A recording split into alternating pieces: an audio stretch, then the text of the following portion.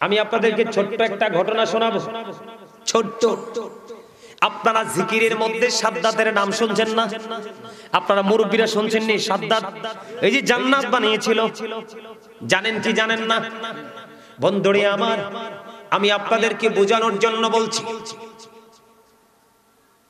ফেরাউন কত বড় বাদশা ছিলেন, নমরুদ কত শাসন করেছে।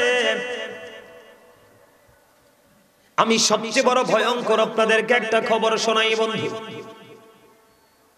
এই যে সাদ্দাতের নামটা আমরা শুনেছি, আমরা জেনেছি, তার ইতিহাসটা কি? বন্ধুরে আমার, আল্লাহ রাব্বুল আলামিন আজরাইলকে প্রশ্ন করলেন, আজরাইল, তোমার জীবনে তুমি শুধু প্রাণীর জান কবজ করেছো, তুমি কি বলতে পারবা তোমার জীবনে কোন প্রাণীর জান কবজ করতে গিয়ে তোমার কষ্ট লাগছে কিনা? আল্লাহ রাব্বুল আলামিন যখন আজরাইলকে প্রশ্ন করলেন, আজরাইল বললেন, আল্লাহ গো, আপনি তো ভালো জানেন। কয়, আমি তো ভালো জানি, তারপর তোমার কাছ থেকে শুনতে চাই। আল্লাহ গো, আমি একদিন উর্মি মুখর এক সমুদ্রের উপরে, তক্তার উপরে ভাসমান একজন মহিলা তাৎক্ষণিকভাবে এসে তার সন্তান প্রসব করেছে। ওই মহিলা তক্তার উপর ভেসে ভেসে, গর্ভবতী মহিলা অজানা গন্তব্যের দিকে চলে যাচ্ছে, অজানা গন্তব্যের দিকে ভেসে ভেসে চলে যাচ্ছে। তার শেষ ঠিকানা কোথায় সে নিজেও জানে না। ঠিক এই অজানা গন্তব্যের দিকে সে রওনা হলো, গভীর সমুদ্রের উপরে ভেসে। তখন বন্ধু, ওই তক্তার উপরে মহিলার একটা সন্তান প্রসব করলো। তক্তার উপরে মহিলাটা যখন সন্তান প্রসব করলো, একদিকে তার সন্তান প্রসব হলো, আর একদিকে আল্লাহ রাব্বুল আলামিন আপনি আমাকে অর্ডার করেছেন এই মহিলার জানটা কবজ করার জন্য। তখন আমি ওই মহিলার জানটা কবজ করার জন্য চলে গেলাম। জানটা কবজ করার জন্য যখন চলে গেলাম, যাওয়ার পরে দেখলাম একদিকে তার প্রসব যন্ত্রণা,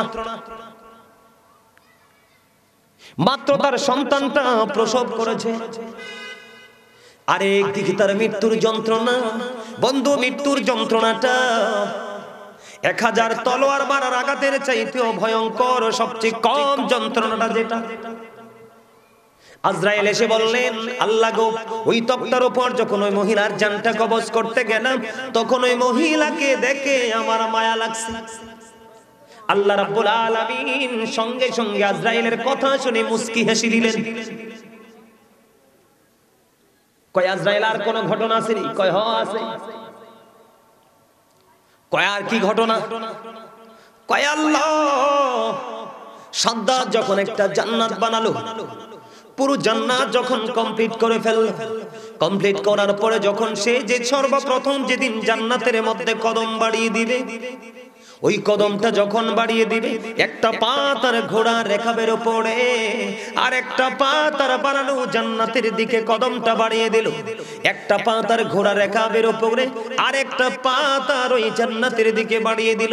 এই মুহূর্তে আপনি অর্ডার করলেন, আমি তার প্রাণ পাখি কবজ করতে চলে গেলাম। এবার ওই সাদ্দাত বলল, আজরাইল, তুমি আমার জানটা কবজ করে নিও, কোনো আপত্তি নাই, তবে একটা বারের জন্য আমি আমার বানানো জান্নাতটা ঘুরে আসি।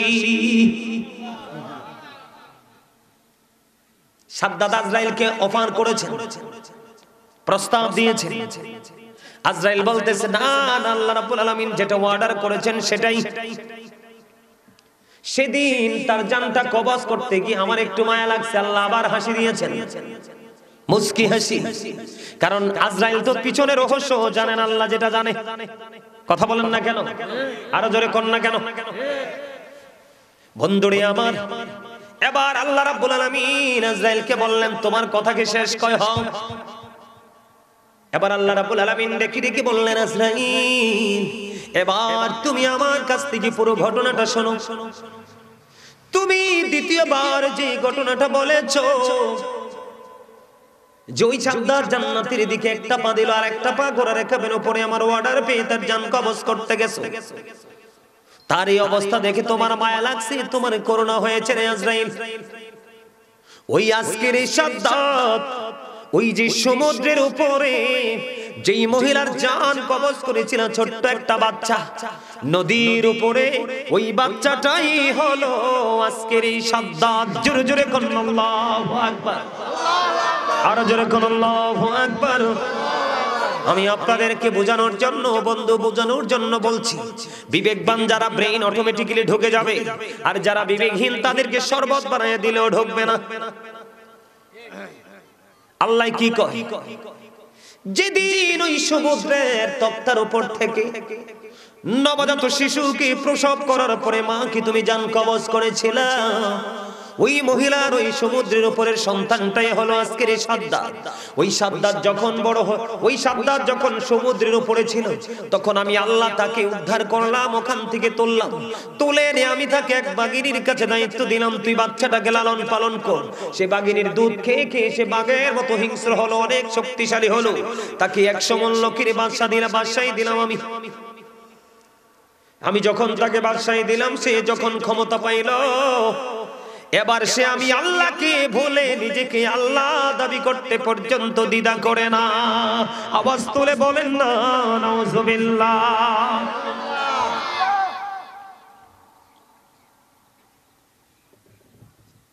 এই জন্য আমি তাকে ওই তার বানানো জান্নাতের দিকে কদমটা দিতে দেরি, পাটা বাড়াই দিতে দেরি, তুমি আজরাইলকে পাঠাইয়া তাকে উঠাইয়া নিয়ে আসছি। তার কারণ হলো ওই সাদ্দাত যদি ওই জান্নাতের মধ্যে ওই দিন বিচরণ করত, কি করত, জান্নাত যদি ওই দিন ঘুরতে পারতো, দেখতে পারতো, বিচরণ করতে পারতো, তাহলে একটা সময় পৃথিবীর মানুষ ওই সাদ্দাতকে পর্যন্ত খোদা মানত। জোরে কন্যা নাউজুবিল্লাহ, আর জোরে কোন, আর একটু মহব্বতে। আমার কথা কি বুঝে আসছে আপনাদের?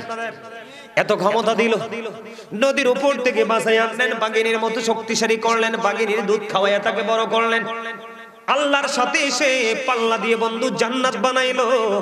কিন্তু ঢুকার ভ্রমণ করার কোনো সুযোগ হলো না।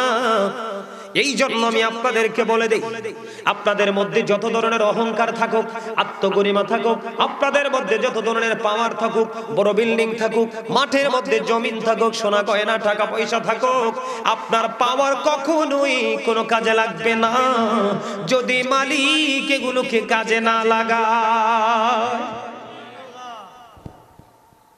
আমার কথা কি আপনারা বুঝেন? বলে হুজুর এখানে কয়েকটা কারণ। আজকে দেখেন, গত শুক্রবারের আগের শুক্রবারে এক হুজুরের সাথে এক অ্যাডভোকেটের কথা বুঝে নেবেন। আমার অ্যাডভোকেটের সাথে কথা, তো অ্যাডভোকেট সাহেব আসছেন, কয়েকজন হুজুর বসছেন, কয় আপনাদেরকে একটু আপ্যায়ন করতে চাই। আপ্যায়ন করবেন? কয় হ্যাঁ। কয় না, আমাদের আপ্যায়ন করা লাগবে না। কয় হাফ হাফ করে খান, একটু একটু চা। এবার কথা বলতে বলতে বন্ধু বললেন, নবীজি তো একজন মানুষ ছিলেন। তো হুজুর বলছে হ্যাঁ, পৃথিবীর দৃষ্টিকোণ থেকে তিনি একজন মানুষ ছিলেন, তবে আমাদের মতো মানুষ নয়। কথা বলেন না কেন? রাসূল বলছে না, ক্বালা আইয়ুকুম মিসলি, তোমরা কে আছো আমার মতো? রাসূলের মতো তো কেউ হতে পারে? পারে? বন্ধুরে আমার, এবার তিনি বললেন হাদিস মানে কি? রাসূল যা করেছেন আমাদেরকে করার জন্য রাস্তা দেখিয়েছেন এবং সাহাবায়ে কেরামদেরকে করতে দেখে নিষেধ করেননি। কয় হ্যাঁ, তাহলে এগুলো তো ভুলও হতে পারে। নাউজুবিল্লাহ বলবেন না? এগুলো কি হতে পারে? হাদিস যেহেতু নবীজির, কার কথা কর না কেন আপনারা? চিন্তা করেন, আল্লাহ রাসূলকে কার সাথে তুলনা করেছেন? মানুষের সাথে, একজন সাধারণ মানুষ। তার মানে আমরা যেমন কাজে কর্মের মধ্যে ভুল করি, তার মানে নবীজিও এরকম ভুল করতে পারে। এরকম থিওরি, এরকম চিন্তা আমাদের মাঝে লোকেদের আছে না নাই? আরো জোরে বলেন না, আছে না নাই? সম্মানিত উপস্থিতি, আপনাকে আমাকে সর্বপ্রথম ঈমানদার হতে হবে। কি হতে হবে? রাসূলের যা যা গুণ আছে সব কিছুকে আমাদেরকে বিশ্বাস করতে হবে। যেমন আজকে আমাদের দেশে কিছু ঝামেলা আমরা দেখতে পাই। যেহেতু আপনারা পবিত্র ঈদ মিলাদুন নবী বলেছেন, এখন আমাদের দেশে কিন্তু নবীজির মিলাদকে বিশ্বাসই করে না। অনেক লোক আছে কয় মিলাদ নাই। তো মিলাদ যদি না থাকে তাহলে নবীজির মিলাদ নাই মানে কি? নবীজিও মিলাদকে অস্বীকার করা মানে কি? নবীজির আগমনকে অস্বীকার। আল্লাহ বলছেন আমি তোমাদের জন্য পাঠিয়েছি সিরাজুম মুনীরা, উজ্জ্বল প্রদীপ, নূরুম মুবিন, সুস্পষ্ট আলো। আল্লাহ সে আলোকে কি করব? আল্লাহ বলেছেন ফালিয়াফরাহু, তোমরা আনন্দ উৎসব করো। লাভ হবে কি? আল্লাহ বলেছেন হুয়া খায়রুম মিম্মা ইয়াজমাউন, এটা তোমাদের পুঁজি করা সম্পদ চাইতেও দামি। জোরে জোরে কন্না সুবহানাল্লাহ। আমার কথা আপনারা বুঝেন নাই? তার মানে আল্লাহ আমাদের কাছে কি পাঠাইছেন? উজ্জ্বল প্রদীপ পাঠাইছেন, নূর পাঠিয়েছেন, আলো পাঠিয়েছেন। তো সেই নূর পেয়ে, আলো পেয়ে আল্লাহ রাব্বুল আলামিন আমাদেরকে বলেছেন তোমরা আনন্দিত হও। কি হও? আনন্দিত হও। তা আনন্দিত হলে কি লাভ হবে? উল্লাস করলে কি হবে? আল্লাহ রাব্বুল আলামিন বলেছেন হুয়া খায়রুম মিম্মা ইয়াজমাউন, এটা তোমাদের পুঁজি করা সম্পদ চাইতে দামি। জোরে জোরে কন্না সুবহানাল্লাহ। আরো জোরে বলেন না সুবহানাল্লাহ। তাহলে এই মিলাদকে বিশ্বাস করা, মিলাদকে সাপোর্ট দেওয়া, মিলাদের পক্ষে থাকা, এটা ঈমানদারের কাজ। এটাও কিন্তু আকীদার অন্তর্ভুক্ত। এটাও কি আপনার ঈমানের অন্তর্ভুক্ত। আপনি নামাজ, রোজা, হজ, যাকাত যা ইচ্ছা সবই করতেছেন, কিন্তু নবীজির মিলাদকে বিশ্বাস করতে পারতেছেন না এবং করেন না, তাহলে এটা কখনোই আপনি কখনো ঈমানদার হতে 100% পারবেন না। আমার দিকে তাকান। বিশেষ করে ঈমান ধ্বংস হওয়ার মতো কিছু কাজ মানুষ দেদারসে করতেছে। আপনারা বলেন তো নবীজি নূর না মাটি? সবার বিশ্বাস কি? হাত তোলেন তো কে কে নূর? সবাই নবীজিকে নূর মানেন তো?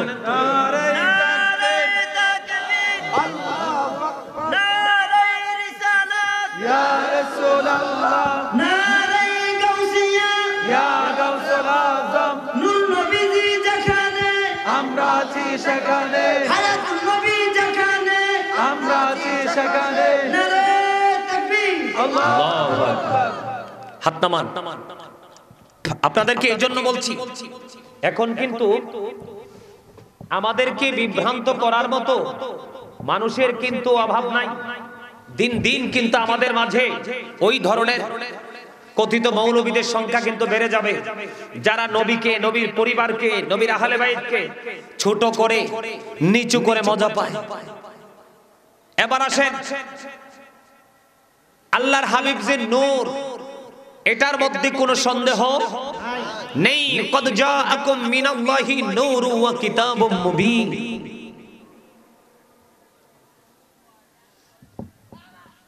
আল্লাহ রাব্বুল আলামিনের কাছ থেকে আমাদের কাছে কি এসেছে? নূর এসেছেন এবং সুস্পষ্ট কিতাব এসেছে। জোরে কন্না সুবহানাল্লাহ। আরে আরো জোরে বলেন না সুবহানাল্লাহ। কারণ নবীজি যখন আল্লাহর প্রিয় হাবিব সরকারে মদিনা, সৃষ্টি হওয়ার আগে কোনো কিছুই ছিল না, সব কিছু হয়েছে নবীজি আসার পরে। এবং হাদিসে কুদসির মধ্যে এসেছে লাউলা কালামা খালাকতুল আফলাক, আমি যদি আপনাকে সৃষ্টি না করতাম তাহলে কিছুই সৃষ্টি করতাম। লাউলা কালামা আজহারতু রাবুবিয়াতি, আমি যদি আপনাকে প্রকাশ না করতাম, আমি প্রভুর প্রভুত্ব প্রকাশ হতো না।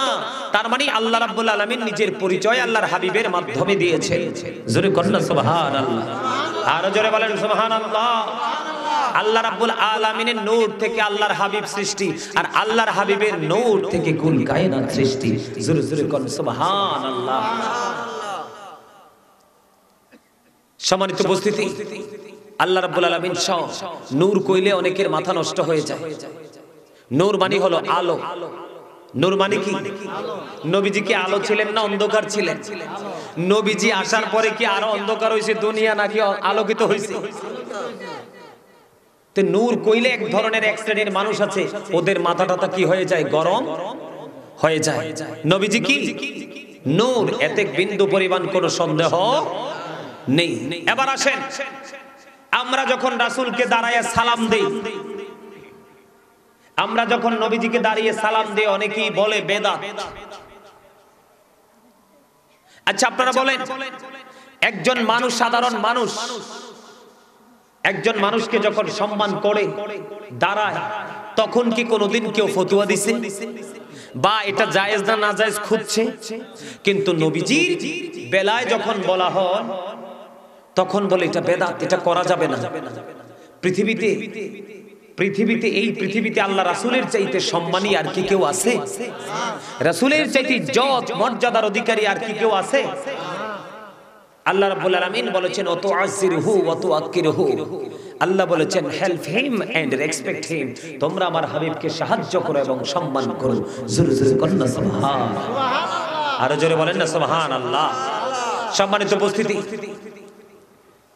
আমাদের দেশে অনেক মসজিদে জুম্মার দিনে আশা ব্যবহার করে, আবার অনেকে আশা ব্যবহার করে না। আশা চিনেননি? লাঠি, লাঠি কি? এটা রাসূলের সুন্নাহ। এটা কি?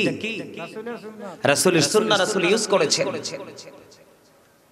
এটা প্রত্যেকটা ইমাম সাহেবের, খতিব সাহেবের রাসূলের সুন্নাহ হিসাবে প্রত্যেকটা জুমার দিনে ইউজ করা, এটা আমাদের প্রত্যেকের উচিত।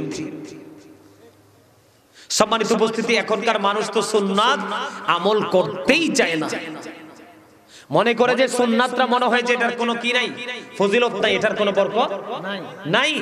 যেমন আপনাদের এলাকায় কেমন চলে আমি জানি না, দেখবেন ম্যাক্সিমাম জায়গায় আসরের নামাজের আগে 4 রাকাত সুন্নাত নামাজ পড়ে না। আপনাদের এলাকায় এরকম আছে না? আবার এশারের নামাজের আগের যে 4 রাকাত সুন্নাত, এটাও অনেকে পড়ে না।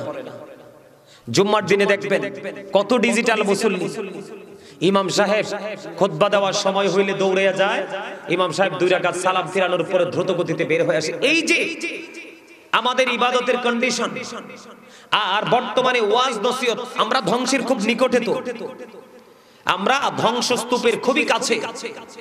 আপনারা মনে করতেছেন হয়তো সাধারণ বিবেচনায় যে টাকা কামাই করতেছি, খাইতেছি, বাড়ি বানাইতেছি, ছেলে বিদেশ আছে, এটার নাম আসলে জীবন নয়। জীবন ওইটাকে বলা হয় যে এটা ইসলামী রঙে রঙিন হয়ে আমরা আল্লাহর কাজও করব, দুনিয়ার কাজও করব, এটা হলো আমাদের জন্য জীবন। সম্মানিত উপস্থিতি, এই যে মাহফিলগুলো এখন কেমন হয়েছে জানেননি? কয়েক ভাগে বিভক্ত হয়ে গেছে।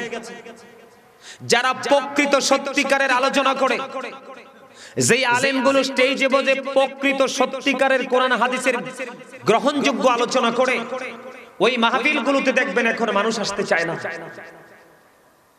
আর যারা গান গাবে, অপ্রাসঙ্গিক এলোমেলো কথা বলবে, দেখবেন ওই সমস্ত বক্তাদের স্টেজে মানুষের কোনো অভাব নেই। তার মানে সত্যিকারের শিক্ষা অর্জনের লক্ষ্যে আমরা কাজ করতে চাই না, আমরা শুধু মজা নিতে চাই। আসলে মজা একটা সময় নেওয়া যায়, আর একটা সময় মজা কেউ না কাঁধে তুলে দিলেও কিন্তু আর ভালো লাগবে না। যেমন বৃদ্ধ মানুষগুলোকে যদি এখন আপনি টেনে হেসড়ে নিয়ে যান যে চলেন অমুকখানে মজা আছে, কি মজা কই, এই ধরনের মজা, উনি কিন্তু গাড়ি দিয়ে নিতে চাইলে উনি যাবে না। সম্মানিত উপস্থিতি, ভুলে গেলে চলবে না, আমাদেরকে একদিন এই পৃথিবী ছেড়ে চলে যেতে হবে। এই যে কবরবাসীর কথা বলেছেন, কবরবাসীরা কি অবস্থায় আছে আমি আপনি জানি না। আল্লাহ রাসূল বলেছেন, সমুদ্রের উপরে একজন মানুষ ভেসে বেড়াচ্ছে, কিন্তু সে কোনো কুল কিনারা পাচ্ছে না, সে আপনজনকে খুঁজছে। এই সমুদ্রের উপরে ভাসমান ব্যক্তিটা তার আপনজনকে পেয়ে যতটা খুশি হবে, তার চাইতে অনেক অনেক বেশি খুশি হবে কবরবাসী যখন তার আপনজন তার জন্য হাদিয়া পাঠাবে। জোরে কন্যা সুবহানাল্লাহ। সম্মানিত উপস্থিতি, কবরের চিন্তা তো আমাদের নাই। এই যে দুইটা চোখ কবরে যাওয়ার পরে যে আমাদের কি অবস্থা হবে সেই অবস্থার চিন্তা আমরা করি না। এইদিকে তাকান, আল্লাহ রাব্বুল আলামিন বলেছেন ইন্না বাতশা রাব্বিকা লাশাদীদ। আল্লাহ বলেছেন the seizing of Allah is difficult. আল্লাহর ধরা, আল্লাহর পাকড়াও বড় শক্ত, বড় কঠিন। তার মানে আল্লাহ রাব্বুল আলামিন বান্দাকে খুব শক্তভাবে ধরবে। আল্লাহ রাব্বুল আলামিন বলেছেন ইন্নাল্লাহা সারিউল হিসাব, Allah is quick to take account. Allah হিসাব গ্রহণে অত্যন্ত তৎপর। আপনাকে আমাকে খুব শক্তভাবে ধরবে, আপনার আমার কাছ থেকে হিসাবগুলো চুকিয়ে চুকিয়ে নেবে। কিন্তু যদি আপনি বিপদে পড়ে যান, হিসাব যদি দিতে না পারেন, কোনো উপায় থাকবে? এর মধ্যে জীবনের সময়গুলোর হিসাব আল্লাহর দরবারে দিতে হবে। যেমন আজকের এই দিন আপনাদের এই গ্রামের মানুষের জন্য আজকের এই দিনটা হলো একটা ঈমানি পরীক্ষার দিন। কিসের দিন? ঈমানি পরীক্ষার দিন। আজকের এই দিনে কিন্তু মানুষের ঘরে থাকার কথা না, ঘুমানোর কথা না। আজকের এই দিনে মানুষের জান্নাতের বাগানে থাকার কথা। এই আপনি এই দুনিয়াতে বিপদে পড়লে কত ধরনের সাহায্যকারী খুঁজে পান। মনে রাখবেন, দুইটা চোখ খাটার পরে কিন্তু আপনি কোন ধরনের সাহায্যকারী খুঁজে পাবেন না। আল্লাহ রাব্বুল আলামিন বলে দিয়েছেন লা ইয়ামুতু, people will not die that day, সেদিন মানুষ মরতে পারবে না। আল্লাহ বলেছেন ফিহা ওয়ালা ইয়াহইয়া, people will not be able to live that day, সেদিন মানুষ বাঁচতেও পারবে না। আল্লাহ বলেছেন ওমা হুবান হাবি গাইবিন, people will not be able to escape that day, সেদিন মানুষ সেখান থেকে পালাতেও পারবে না। বাঁচারও সুযোগ নাই, মরারও সুযোগ নাই, পালাবারও সুযোগ নাই। কিন্তু আল্লাহ ধরবে কি নরম কইরা না শক্ত কইরা? আরে এত শক্ত হবে যেই শক্তের কথা স্বপ্নেও কল্পনা করা যায় না। কি নিয়েছেন, কি প্রস্তুতি নিয়েছেন ওই পারের জন্য, ওই সময়ের জন্য, ওই জায়গার জন্য কি প্রস্তুতি নিয়েছেন? এটা একটা জিকিরের জলসা। মানুষ নাই, ওই দোকানপাটে সব মানুষ, রাস্তাঘাটে সব মানুষ। জান্নাতের বাগানে আসার কোনো সুযোগ নেই। আল্লাহ রাব্বুল আলামিন বলেছেন বাঁচতে হলে তোমাদেরকে জিকির করতে হবে। ইয়া আইয়ুহাল্লাযীনা আমানু যকুরুল্লাহা যিকরান কাসীরা ওয়া সাব্বিহুহু বুকরাতাও ওয়া আসীলা। আল্লাহ রাব্বুল আলামিন ঈমানদারদেরকে বলেছেন তোমরা বেশি বেশি করে আল্লাহর জিকির করো। হে ঈমানদারগণ, তোমরা বেশি বেশি করে কি করো? জিকির করো। এবং সকাল টু সন্ধ্যা আল্লাহর পবিত্রতা ঘোষণা করো। জোরে কর না সুবহানাল্লাহ। এই জিকির আপনি যেমনি থাকেন এমনি করতে পারবেন। ফাযকুরুল্লাহা কিয়ামান, দাঁড়িয়ে তোমরা জিকির করো। ও কুউদা, বসে জিকির করো। ওয়া আলা যুনুবিকুম, তোমরা শুয়ে শুয়ে জিকির করো। তারপরেও জিকির বন্ধ করা যাবে? যারা জিকির করে তারা হলো জিন্দা, আর যারা জিকির করে না তারা হলো মুর্দা। কোন সুস্থ মানুষ, কোন সুস্থ মস্তিষ্কের মানুষ আজকের এত সুন্দর জান্নাতের বাগান ছেড়ে সে ঘরে থাকতে পারে না। কারণ মাহফিলটা প্রতিদিন হয় না, প্রতি রাতে হয় না, শীতের কয়েকটা মাস হয়, তাও কোন কোন এলাকায় হয়, কোন কোন এলাকায় হয় না। আপনার আমার প্রত্যেকের হৃদয়ে কিন্তু ময়লা আছে, তার মানে কি গুনাহ আছে? আছে না? পাপ আছে, আছে না? আছে। বন্ধুরে আমার, আমার নবী, আপনার নবী, দু জাহানের বাদশা নবী, সরকারে মদিনা, তিনি বলে দিয়েছেন প্রত্যেকটা মেশিনকে ক্লিয়ার করার একটা যন্ত্র থাকে। আল্লাহ রাব্বুল আলামিন মানুষের ব্রেইনের মধ্যে ঢুকিয়ে দিয়েছেন কোন মেশিনটাকে পরিষ্কার করতে কোন যন্ত্রটা ভালো বানাবে। আল্লাহ রাব্বুল আলামিন বলে দিয়েছেন প্রত্যেকটা মেশিনকে পরিষ্কার করার যেমন যন্ত্র আছে, মানুষের মনের ঘরকে পরিষ্কার করারও তেমন যন্ত্র আছে। আর মানুষের মনের ঘর পরিষ্কার করার যন্ত্র হলো মাওলার জিকির। আল্লাহু আকবার বলেন না? বুঝতে পারছেন? মানে জিকির আপনার মনের ঘরটাকে একবারে কি করে দেয়? ক্লিন করে দেয়।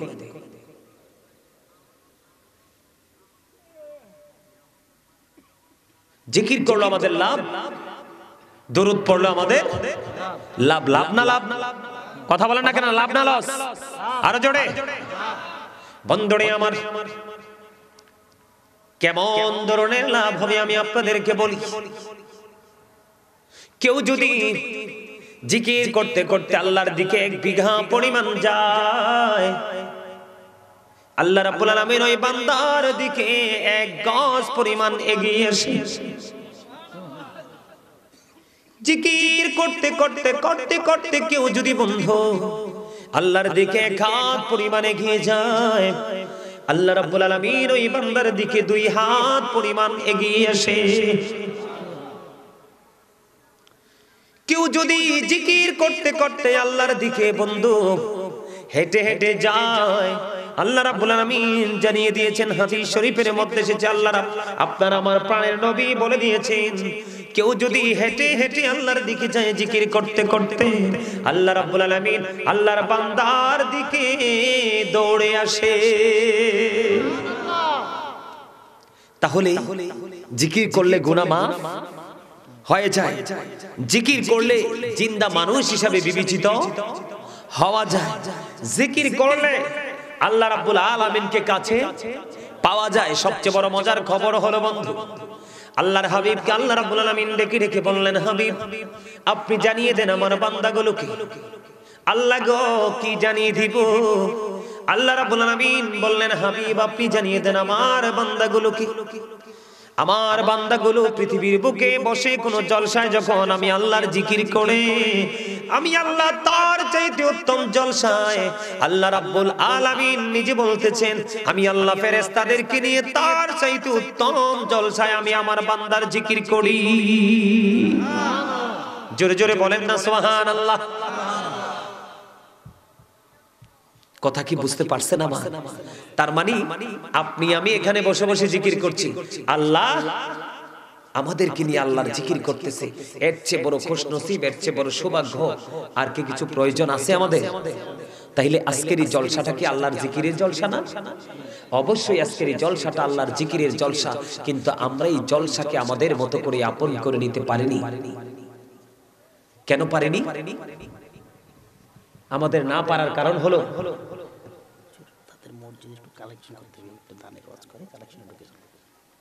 আমার কথা কি আপনারা বুঝতে পারছেন? বুঝতে পারছেন? আপনারা তো কই না আপনাদেরকে মরা মানুষের মতো লাগে আমার কাছে। হ্যাঁ, আরে মিয়া এদিকে যান, আপনারা আছেন না? আরে মিয়া আপনারা কয়েকজন আওয়াজ দিলে তো মিয়া পুরো এলাকা গরম হয়ে যাবে। 5 জন ছেলে এক লগে দাঁড়াই একটা আওয়াজ দিলে তো ধরেন এই এলাকা পুরো গরম। আর আপনারা কি এখানে শুধু 5 জন মানুষ? ওয়াজ শোনার জন্য এত মানুষ লাগে না, 5 জন মানুষ আলোচনা শোনার জন্যই যথেষ্ট। যারা আমল করবে আজকে শোনার পরে কালকে থেকে আমল শুরু করে দিবে। কি করে দিবে? আর জোরে কর না, কি শুরু করে দিবে? আর জোরে কর না সুবহানাল্লাহ। মাহফিল তো শেষ হয়ে যাবে, বেশিক্ষণ লাগবে না তো, আমরা মাহফিল শেষ করে দিব। কিন্তু আজকের এই মাহফিলটা এমন হতে পারে আপনার আমার জন্য কাল কিয়ামতের দিন নাজাতের উসিলা হয়ে যাবে। কি হয়ে যাবে? নাজাতের। আমার আগে যিনি আলোচনা করছেন এশারের পরে তো মানুষ বেশি থাকার কথা করছেন হুজুর, উনি কিন্তু খুব মজার মানুষ, রসিক মানুষ। ওমা ওনার সামনে এসে দেখছি 7-8 জন মানুষ। আজকেও ঠিক সেম অবস্থা।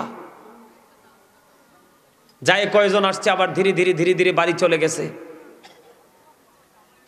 এই যে মানুষের যে নিচু মানসিকতা, রাত্র 10টা 11টা পর্যন্ত 12টা পর্যন্ত মাহফিলে বসে থাকতে পারি না আমরা, কিন্তু বিয়ে পাশে যখন বিয়ে হয় ওই বাড়িতে যখন বন্ধুর বাঁশি বাজে ওই বাড়িতে কিন্তু সারা রাত বসে থাকতে পারি আর পান খাইতে পারি। পারি কি পারি না? এগুলো আমাদের জন্য গজব। সম্মানিত উপস্থিতি, আলোচনার করব না, হুজুর বলে গেছেন আমাকে যে আপনাদের একটু মসজিদের জন্য কালেকশন শুরু করছিলেন। হুজুর কিন্তু কালেকশনটা করতে পারে নাই। আমার দিকে চান, ওয়াজ যেহেতু আলোচনা যেহেতু ভালো করে শুনতে পারেন নাই, শোনার মানসিকতা নাই, তো আপনাদেরকে বলছি একটা ভালো কাজ করে যান। আল্লাহ বলেছেন এখানে আমার সামনে কোরআন শরীফ আছে। কি আছে?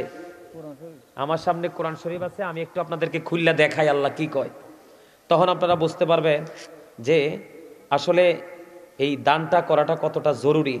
তখন বুঝতে পারবেন, আর নয় বুঝতে পারবেন না। আমি আপনাদেরকে একটু শোনাই না, চলে যাবেন আবার। কথা বলেন না কেন? যাব না। বিসমিল্লাহির রহমানির রহিম।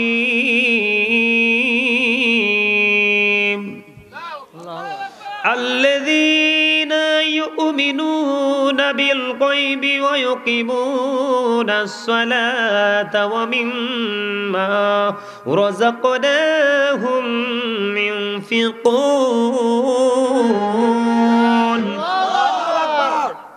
আল্লাহ রাব্বুল আলামিন কি কয় জানেন? সূরা বাকারাতে একবার প্রথম পৃষ্ঠায় আল্লাহ বলেছেন, সাবধানী ওরাই যারা অদৃশ্যে বিশ্বাস করে, ঈমানদার ওরাই যারা অদৃশ্যে বিশ্বাস করে এবং সালাত কায়েম করে। অমিম্মা রাযাকনাহুম ইউনফিকুন। আল্লাহ রাব্বুল আলামিন বলেছেন, যারা আল্লাহ রাব্বুল আলামিন যে সম্পদ দিয়েছেন, অর্থ দিয়েছেন, তা থেকে আল্লাহর পথে খরচ করে, দান করে। জোরে জোরে কোন সুবহানাল্লাহ। তার মানে আপনি আমি 100% ঈমানদার হইতে হলে কি করতে হবে? অদৃশ্য বিশ্বাস করতে হবে, নামাজও পড়তে হবে, এবং আপনার আবার তৌফিক অনুযায়ী আল্লাহর ঘরের জন্য, এতিম অনাথ মাদ্রাসার জন্য একটু দানও করতে হবে। হুজুর তো যা যতটুকু করেছেন। আপনাদের মধ্যে কি কেউ আছেন আমি মোনাজাত করে দিব যে হুজুর আমি দিতে পারি নাই, এই আল্লাহর ঘর মসজিদের জন্য আমি কিছু দান করব? আছেন? কথা বলে না। এই আমার দিকে তাকান। হযরত আব্দুল্লাহ ইবনে মাসউদ রাদিয়াল্লাহু তাআলা আনহু থেকে হাদিস খানা বর্ণিত, আমার নবী, আপনার নবী, দু জাহানের বাদশা নবী, তিনি সাহাবায়ে কেরামদেরকে প্রশ্ন করলেন, সাহাবীরা রে, তোমাদের মধ্যে এমন কি কেউ আছো রে যে নিজের সম্পদের চাইতে ওয়ারিসের সম্পদ বেশি পছন্দ করো? এবার সাহাবায়ে কেরাম বললেন, ইয়া রাসূলুল্লাহ, ইয়া হাবিবাল্লাহ, নবী গো, আমাদের মধ্যে এমন কেউ নাই। এবার আমার নবী আবার পুনরায় বলে দিলেন যে ইন্তেকাল করার আগে যা তুমি আল্লাহর সন্তুষ্টি অর্জনের জন্য আল্লাহর পথে খরচ করে যাবে, এগুলোই হলো তোমার নিজের সম্পদ। আর যা তোমরা পৃথিবীতে দুনিয়ায় রেখে যাবে, এগুলো হলো তোমাদের ওয়ারিসের সম্পদ। যদিও তোমার উপার্জিত সম্পদ, এগুলোতে তুমি মৃত্যুবরণ করার পরে আর মালিকানা দাবি করতে পারবা না। আমার কথা কি আপনাদের বুঝে আসছে? তার মানে মানুষ মরার পরে আর তার পৃথিবীর সম্পত্তিতে আইসা কোনো কি করতে পারে না, দাবি করতে পারে না। আরে আসতেই তো পারে না, দাবি করবে কেমনে? এই জন্য আল্লাহ রাসূল বলেছেন, তোমরা ইন্তেকাল করার আগে যা দান করার দান করে যাও, এগুলোই হলো তোমার সম্পদ। আমি এমনটি বলছি না যে আপনারা আপনাদের বাড়িতে আপনাদের সম্পত্তি এমনভাবে বিক্রি করে এনে দিয়ে দেন, আপনার ছেলে মেয়ে বিবি বাল বাচ্চা যেন থাকতে না পারে, ওইটা আমি বলছি না। মসজিদের জন্য, আল্লাহর ঘরের জন্য আপনাদের মধ্য থেকে যার যার যতটুকু সামর্থ্য আছে ততটুকু অনুযায়ী একটু দান করেন। তারপরে আমি এই 10-15 মিনিট তারপরে আমি মিলাদ কিয়াম করে মোনাজাত দিয়ে দিব। যার যার ইচ্ছা মতো 500, 1000, 2000 যে যা পারেন। আপনারা কি যারা আছেন এখানে তারা কি আগে হুজুরের কাছে সব দিয়ে দিছেন? কিছু দিছেন? হুজুর যখন বলছে আমার কাছে তো অ্যামাউন্টটা বেশি মোটা ভালো মনে হয় নাই।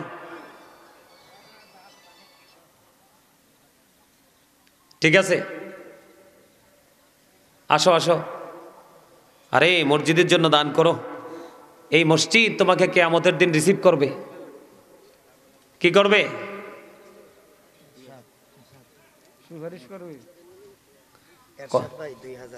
এই দেখছেন, এই যে আমার এক ছোট ভাই এরশাদ, আল্লাহ গো আমার ছোট ভাই এরশাদকে তুমি কবুল করে নাও। আল্লাহ তার জীবনের গুনাহগুলি মাফ করে দাও। আল্লাহ তার হায়াতের মধ্যে তুমি বরকত দিয়ে দাও। মনে যত আশা সব আশা তুমি পুরা করে দাও। তার আপন স্বজন যারা কবরে, প্রত্যেকের কবর আযাব কিয়ামত পর্যন্ত তুমি বন্ধ করে দাও। আল্লাহ আমার ছোট ভাইয়ের সাথ সে নগদ দিয়েছেন 2000 টাকা। মারহাবা, আরো জোরে বলেন না মারহাবা। আল্লাহ তার দানের খবর সোনার মদিনায় পৌঁছায়া দাও। মারা গেছে আবেদ আলী, তার পুত্র সন্তান বাবার জন্য 1000 টাকা দিছে। মারা গেছেন আবেদ আলী। আল্লাহ গো একজন ব্যক্তি মরহুম আবেদ আলী, ওনার আওলাদ, ওনার সন্তান ওনার জন্য দিয়েছেন নগদ 1000 টাকা। আল্লাহ তার বাবাকে তুমি কবুল করো, বাবার কবর আযাব তুমি বন্ধ করে দাও, বাবার জীবনের গুনাহগুলি মাফ করে দাও। আপনি আল্লাহ গো, আমার এক চাচা আব্দুল জলিল তিনি দিয়েছেন নগদ 500 টাকা। মারহাবা, আল্লাহ কবুল করো, মঞ্জুর করো, দানের খবর সোনার মদিনায় পৌঁছায়া দাও। এই দানের উসিলায় জীবনের গুনাহ মাফ করে দাও। আল্লাহ ওনার আপন স্বজন যারা কবরে, প্রত্যেকের কবর আযাব কিয়ামত পর্যন্ত তুমি বন্ধ করে দাও, আমিন। রেনু মিয়া 2000 বোলার সরবারি লেখন না লুক আসেনি, রেনু মিয়া বোলার চর, তিনি দিবেন আগামী বছর মসজিদের জন্য 2000 আগামী বছর লেগে বসে দেখেন না, দিয়ে এর মধ্যে 2000 টাকা। মারহাবা, আল্লাহ আমার চাচাকে তুমি কবুল করো, দানের খবর সোনার মদিনায় পৌঁছায় দাও। আরেকজন মসজিদের জন্য নগদ দিয়েছেন 100 টাকা। আল্লাহ ওনার দানকে তুমি কবুল করো, জীবনের গুনাহ মাফ করো, আয়াতের মধ্যে তুমি বরকত দাও, মনে যত আশা সব আশা তুমি পুরা করে দাও, আমিন। বন্ধু, এই দান কোনোদিন বিফলে যাবে না। দান করলে কোনোদিন ধন কমে না, দান করলে সম্পত্তি বৃদ্ধি হয়। আপনি এদিক দিয়ে দান করে যাবেন নিয়তটা সহি করে, আরেক দিক দিয়ে বের হয়ে দেখবেন আল্লাহ আপনার জন্য আরো বড় বাজেট দিয়ে দিয়েছে। কারণ আল্লাহর হাবিব বলেছেন ইন্নামাল আমালু বিন্নিয়াত, মানুষের সবকিছু নির্ভর করে তার নিয়তের উপরে। আমাদের নিয়ত যদি ঠিক রেখে আল্লাহর সন্তুষ্টির জন্য যদি আমরা দান করি, তাহলে এই দান কখনো বিফলে যাবে না। কিছু সিমেন্ট কালেকশন সানফানে দাও, তোমার নাম কি? কাউসার, আবু কাউসার।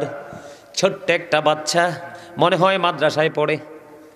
আল্লাহ ছোট্ট একটা বাচ্চার হাতে তার গার্জিয়ানের মাধ্যমে মসজিদের জন্য 500 টাকা পেয়েছি। আল্লাহ ছোট্ট বাচ্চাটাকে তুমি কবুল করে নাও, তার মা বাবা দাদা দাদি নানা নানি আত্মীয় স্বজন সবাইকে কবুল করে নাও।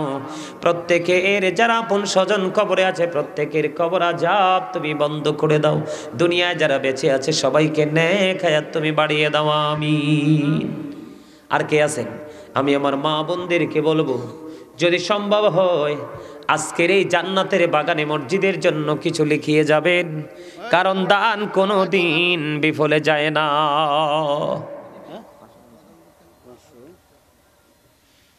চাচা কি বলে?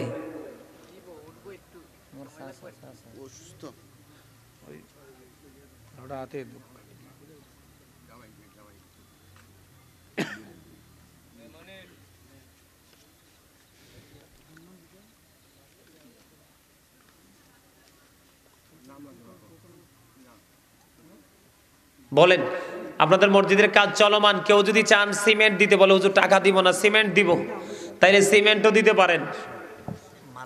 মোহাম্মদ ফয়সাল নগদ 500। মোহাম্মদ ফয়সাল নগদ দিয়েছেন 500 টাকা। মারহাবা।